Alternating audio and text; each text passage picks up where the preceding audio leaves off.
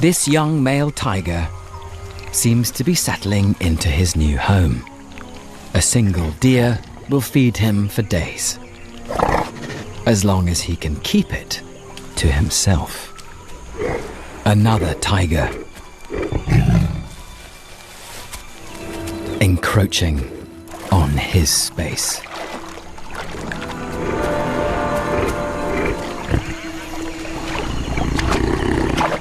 But this visitor is welcome. A tigress, keen to introduce herself. A good sign that he's now fully established and ruler of this coveted land. The new couple spend several days getting acquainted.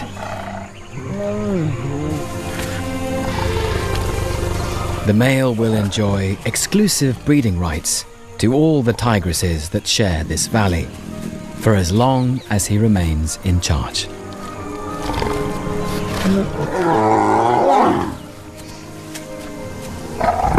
She certainly seems in no rush to leave him.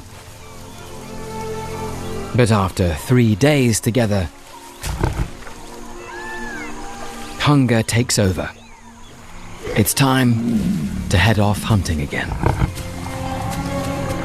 With the tigress now carrying his offspring, the young male can relax.